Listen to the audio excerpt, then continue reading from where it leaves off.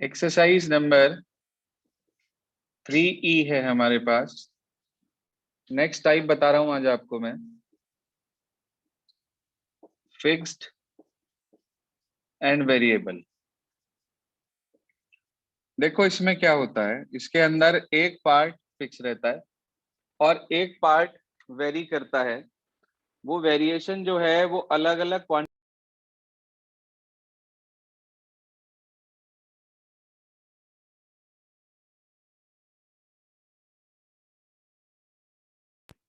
जो वेरिएशन हमारे पास है वो अलग अलग क्वांटिटी पर बेस्ड हो जाता है। कभी वो किसी चीज पर बेस्ड होता है, कभी वो किसी चीज पर बेस्ड होता है। क्या मतलब है, किस तरीके से, तो वो बता रहा हूं आपको, ध्यान से सुन लीजिए। हम इसके लिए सबसे पहले ले रहे हैं क्वेश्चन नंबर 26। ध्यान दीजिए, हम ले रहे हैं क्वेश्चन नंबर 26। क्या कह रहा है 26? Taxi charges in a city consist of fixed charges and the remaining depend upon the distance traveled in kilometers. कह रहा है if a man travels 80 kilometer he pays 1330 and traveling 90 kilometers he pays 1490।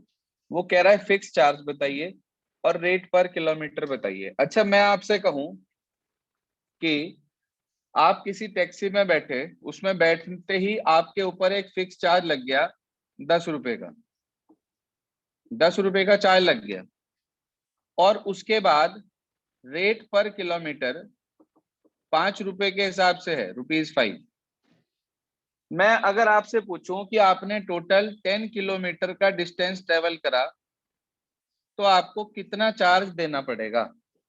Sir 50 rupees. Sir 60 60 rupees sir. 55 60 rupees sir 60।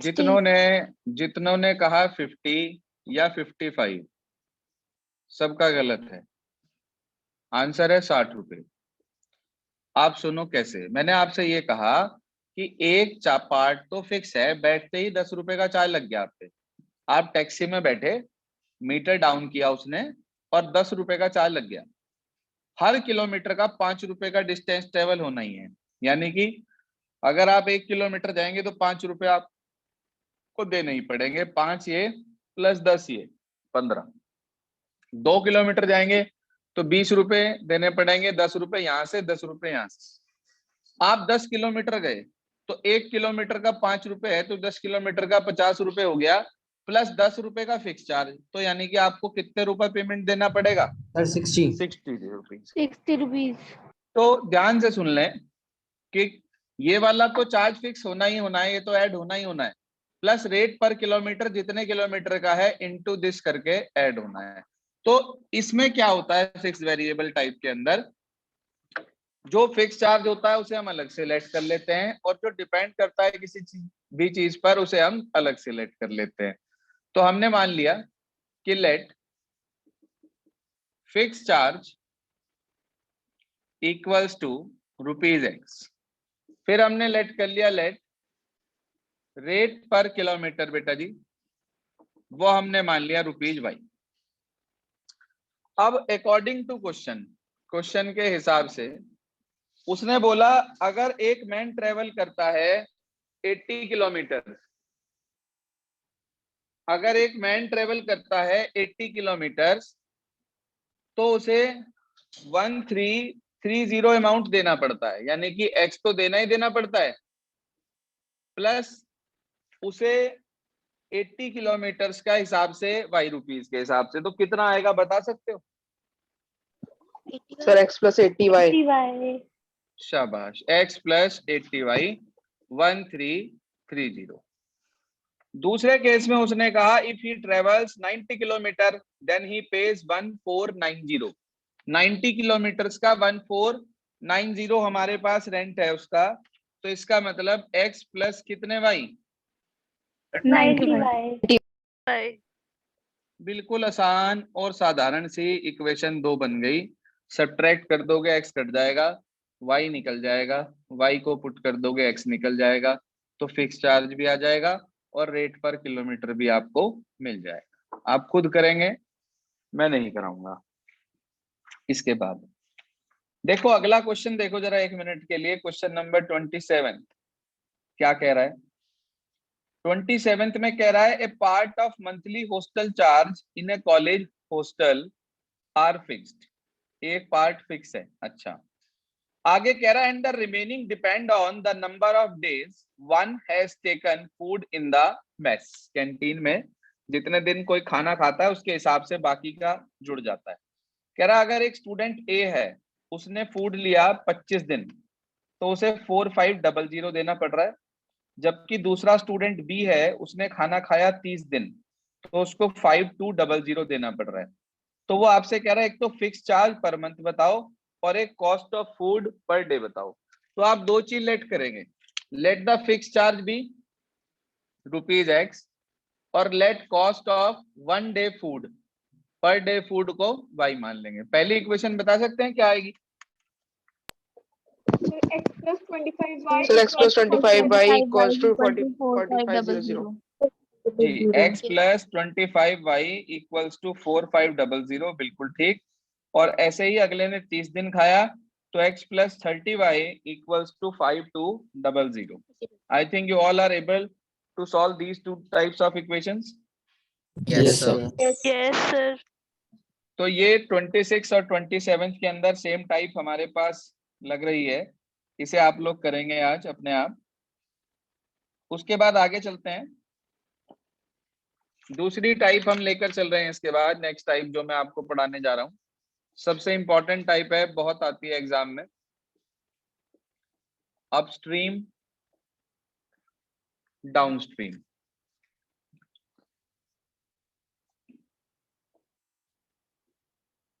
हाँ जी, upstream और downstream.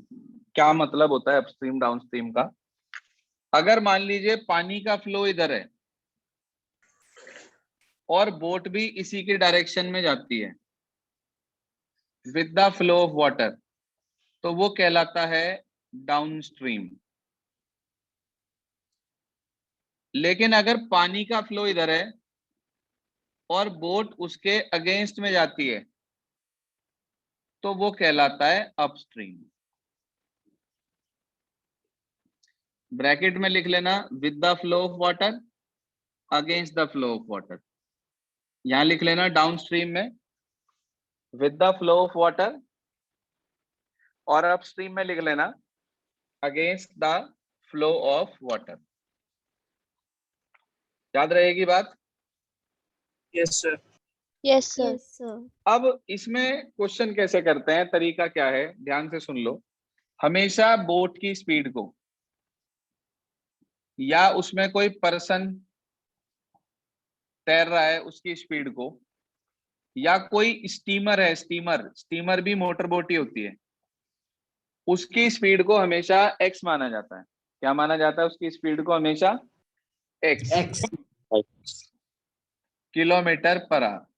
और पानी की speed को, पानी, बहते पानी को बोलते हैं स्ट्रीम या करंट। इसकी स्पीड को माना जाता है हमेशा y, किलोमीटर पर आवर। क्या कहा मैंने? बोट, पर्सन या स्टीमर की स्पीड को हमेशा x, किलोमीटर पर आवर लेते हैं, लेकिन पानी, बहते पानी की स्पीड को हमेशा y, किलोमीटर पर आवर लेते हैं। याद रखना डाउनस्ट्रीम में, हाँ जी, याद रखना डाउनस्ट्रीम के अंदर हमेशा बोट, पर्सन या स्टीमर में स्ट्रीम की स्पीड प्लस होती है, और अपस्ट्रीम के केस में बोट, स्टीमर या पर्सन की स्पीड में से पानी की स्पीड माइनस होती है। बस इस चीज का हमेशा ध्यान रखना कि बोट की स्पीड हमेशा पानी की स्पीड से ज्यादा होगी। याद रखना ये बात कि स्पीड ऑफ बोट, हाँ जी, क्या कहा मैंने आपसे कि speed of boat is always greater than speed of current. Current मतलब फ्लोइंग वाटर, यहां करंट से मतलब है फ्लोइंग वाटर, हमेशा बड़ी होगी। कोई बच्चा बता सकता है कि क्यों बड़ी होगी? कॉमन सेंस की बात है वैसे तो। पानी की स्पीड क्यों ज्यादा होगी, सॉरी बोट की स्पीड क्यों ज्यादा होगी पानी से? सर क्योंकि बोट में बूस्टर्स होते हैं। बूस्टर्स होते हैं। सर क्योंकि वो पानी के फ्लो के साथ चलिए ना, कुछ स्पीड उसकी भी तो लगेगी। चलो और कोई? हाँ जी, और कोई? सर हवा की वजह से। सर अगर उसे अपस्ट्रीम जाना है तो वो एयर तो की पानी वजह के से। पीछे जाएगी अगर उसमें स्पीड ज्यादा नहीं होगी तो। बिल्कुल शौर्य, बिल्कुल ठीक बात है। ये बिल्कुल सही पॉइंट है कि अगर उसे अपस्ट्रीम जाना है तो इसी वजह से बोट की स्पीड ज्यादा होनी पड़ेगी, क्योंकि अगर मान लीजिए बोट की स्पीड कम है और पानी की स्पीड ज्यादा है तो पानी बोट को अपस्ट्रीम नहीं जाने देगा। कॉमन सेंस की बात है ये तो आप भी समझते हो भाई। यस जो सर। पानी फ्लो Yes, कर sir. रहा है, अगर उसकी स्पीड ज्यादा होगी तो वो सब कुछ बहा देगी, जैसे बाढ़ में होता है। बाढ़ के दौरान जब है फ्लड्स आती हैं तो उस समय वाटर फ्लो इतना ज्यादा होता है, तूफान जब आता है इतना ज्यादा वाटर फ्लो होता है कि वो बोट जो है या जो भी कुछ उसके रास्ते में आता है वो उसको बहा देती है।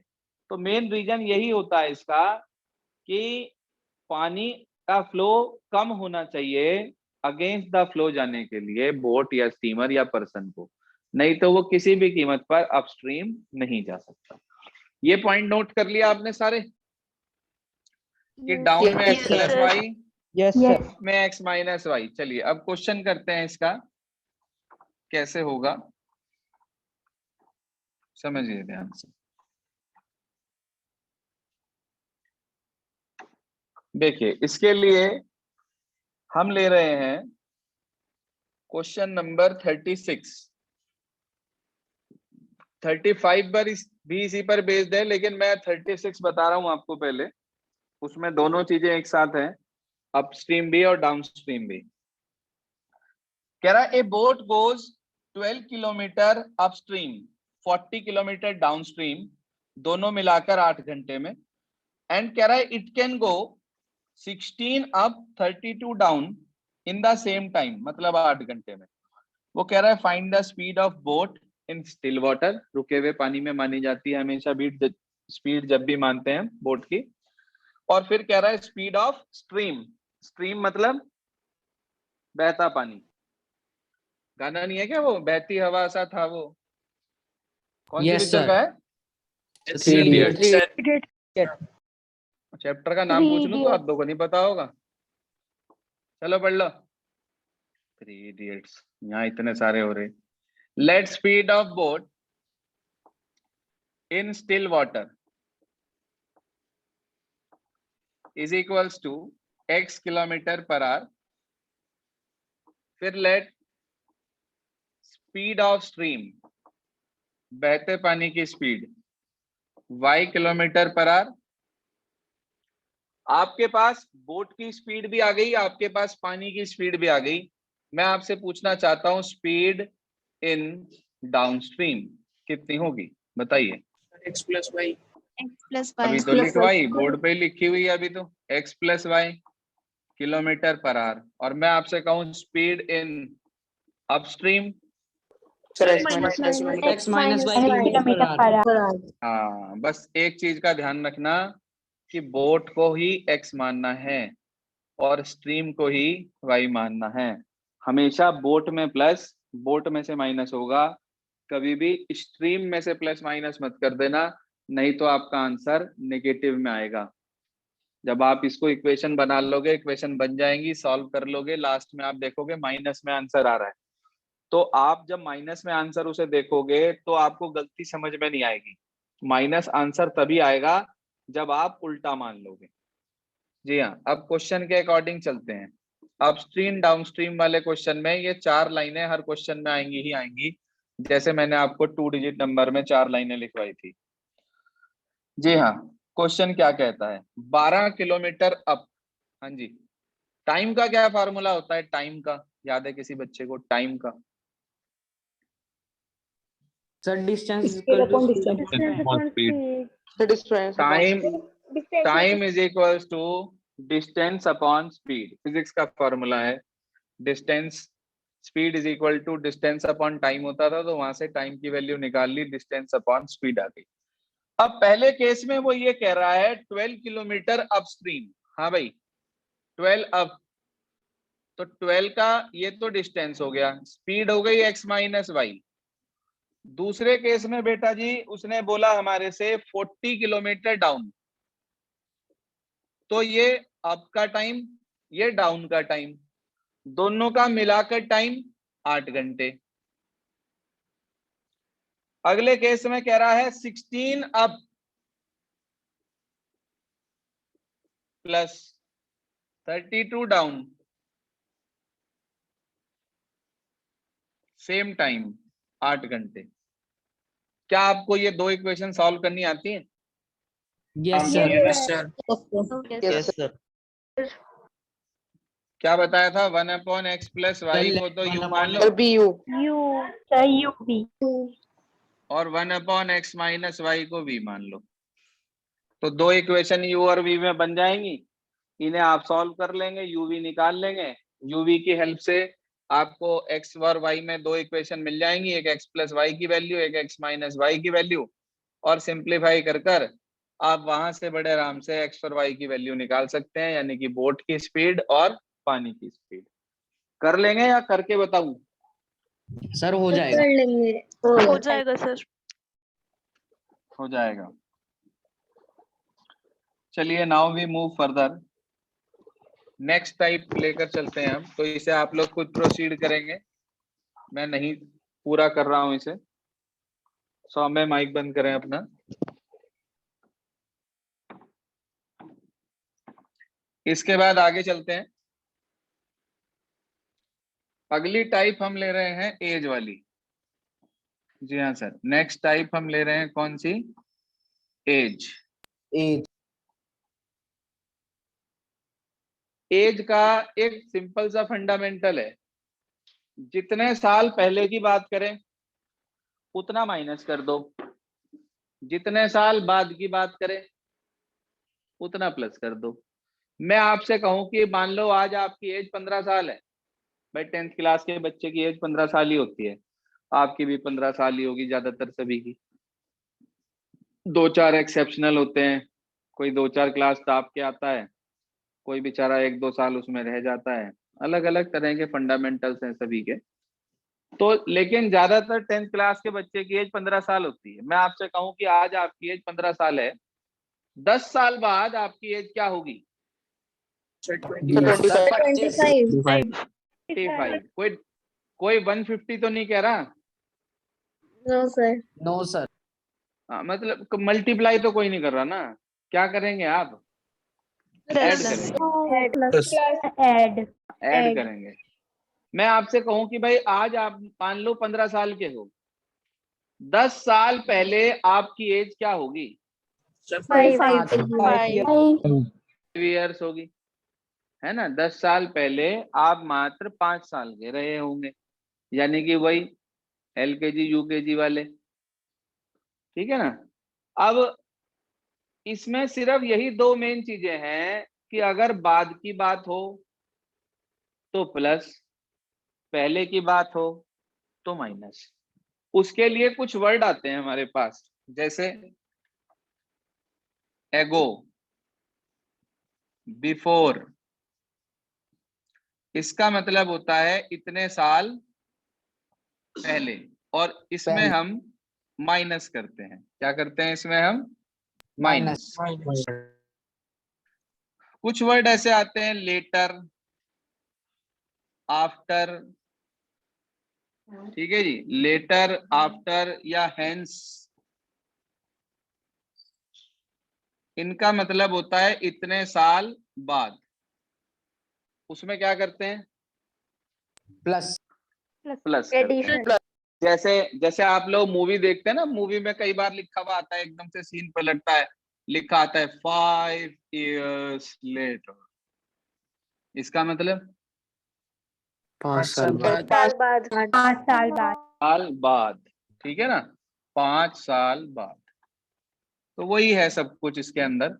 अब कई बार ना क्वेश्चन को देख के पता ही नहीं चल पाता कि वो पहले की बात कर रहा है या बाद की बात कर रहा, तो हमारे पास एक और तरीका होता है ढूंढने का, और वो होता है टेंस। अगर वो कहे वाज वर, तो इसका क्या मतलब है? पहले Past. पहले, ये वाला। ठीक है जी, वाज वर का मतलब है पहले, यानी कि इतने साल पहले की बात कर रहा है ये। ठीक है ना?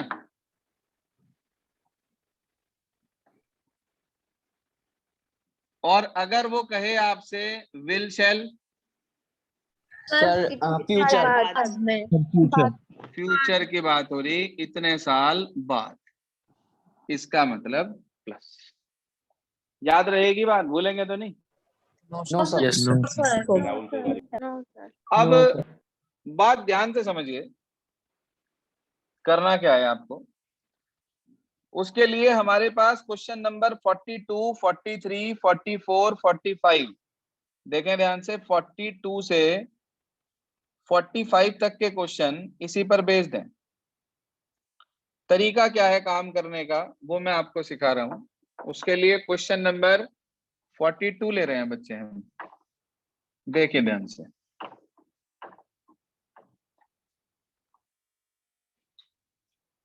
जी हाँ, क्वेश्चन नंबर 42, उसने ये कहा 5 years hence, 5 साल बाद, अ मैन्स एज विल बी। देखो दोनों चीजें आ गई, हेंस भी आ गया, विल भी आ गया। दोनों चीजों का हमें पता चल गया कि हेंस भी आ रहा है, विल भी आ रहा है, मतलब बाद की बात हो रही है, इतने साल बाद। वो कह रहा है 5 years hence, man's age will be 3 times the age of his son. फिर कह रहा है 5 years ago, ago मतलब पहले, और आगे लिखा भी है the man was 7 times as old as his son। वो कह रहा है प्रेजेंट एज निकालिए। भाई ये जो 5 साल पहले या 5 साल बाद की बात है, ये बाद का फंडामेंटल है। पहले तो आप प्रेजेंट एज निकाल लो दोनों की। आपने लिख लिया let present age of man be x years और let present age of son be y years। Man की प्रेजेंट एज x मान ली और सन की प्रेजेंट एज क्या मान ली? y। यहां तक कोई परेशानी नहीं? हर बार आपको present No, age sir. Let करनी है, ध्यान रखना। No. अब हम No, आगे sir. चलते हैं। 5 years hence, 5 साल बाद। अभी आप रिलेशन मत देखिए कि उनके बीच में क्या रिलेशन है, सिर्फ आप ये देखिए कि 5 साल बाद उनकी एज होगी क्या। हार्दिक माइक बंद करें अपना। 5 साल बाद मेंस एज, आदमी की एज क्या होगी मैं आपसे पूछना चाहता हूं। अगर आज x है तो 5 X साल plus बाद Five five. plus X. x plus 5। 5x तो कोई नहीं कह रहा, 150 साल वाला तो कोई नहीं है।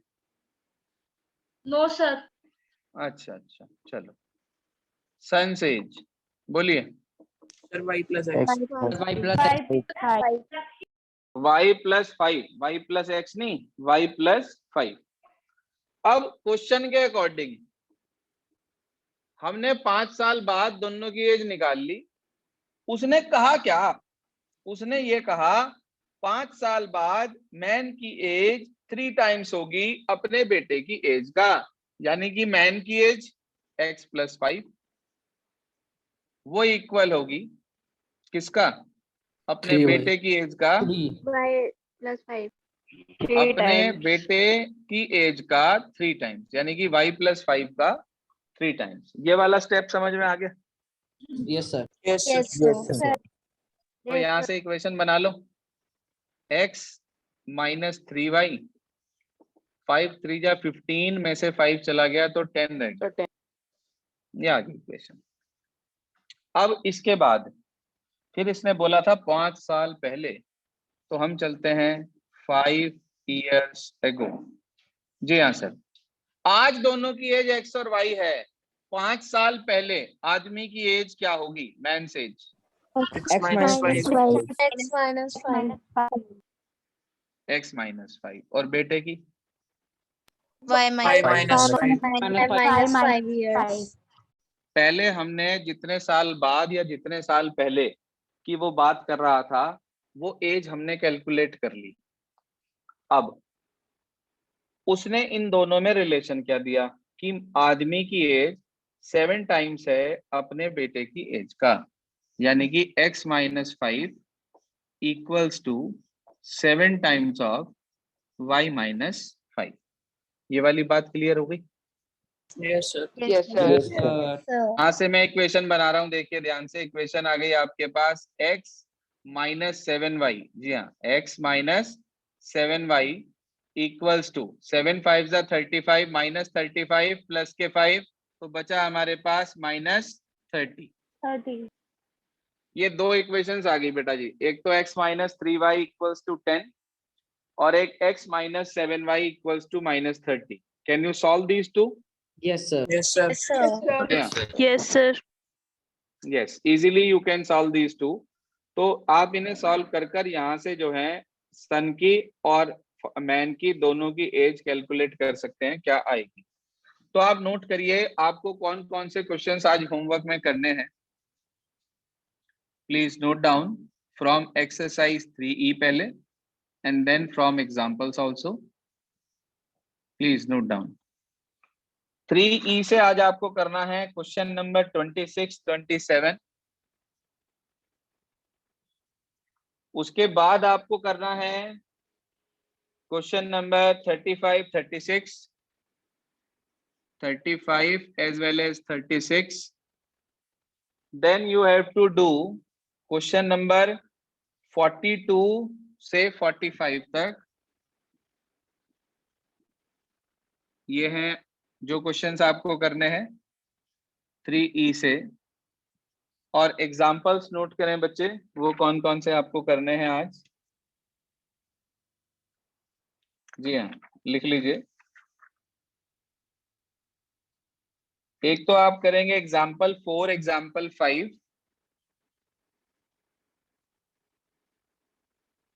Example number 4, example number 5। उसके बाद आप करेंगे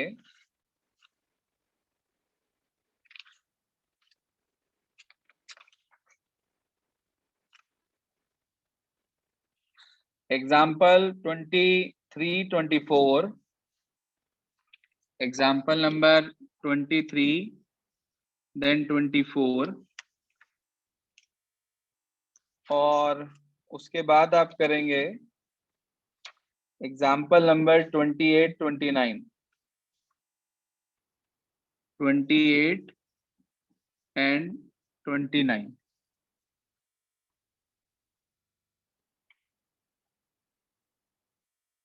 टोटल कितने हो गए? 14। Sir, 11. Yes, sir. 14. तो ये टोटल 14 क्वेश्चंस हमारे पास होमवर्क में हो गए हैं। तो आपको आज ये 14 क्वेश्चंस कंप्लीट करने हैं होमवर्क में, सभी बच्चों को। दोनों ग्रुप पर होमवर्क डाल दीजिएगा। देखो अब इसमें ना 2, 4, 5 टाइप के जो क्वेश्चंस हमारे पास बचे हैं वो स्कैटर्ड हैं, मतलब कहने का उसके जैसे बहुत सारे क्वेश्चन नहीं है। तो अलग अलग टाइप के कई सारे क्वेश्चंस हमारे पास हैं जो हमें करने हैं। तो आज यहाँ तक का काम आप पूरा कर लेंगे, ये 14-15 क्वेश्चन। कल मैं इसके बचे हुए जितने भी हैं ज्यादातर सारे खत्म कर दूंगा। सिर्फ 2 दिन का काम हमारा इस एक्सरसाइज में बचा है, कल का और परसों का, ठीक है। उसके बाद हम इसके MCQ करेंगे, फिर चैप्टर 2 के 1 के MCQ करेंगे, then we move forward to next chapter. Is this clear? Homework clear हो गया सभी को? Sir, Yes, इसके sir. MCQ Yes, आज sir. हो गए हैं। Yes, sir. जिसके MCQ हो गए हैं वो छोड़ देंगे, बाकी जिसके रह गए हैं वो हम कर लेंगे, ऐसी कोई दिक्कत नहीं है। बस आज के लिए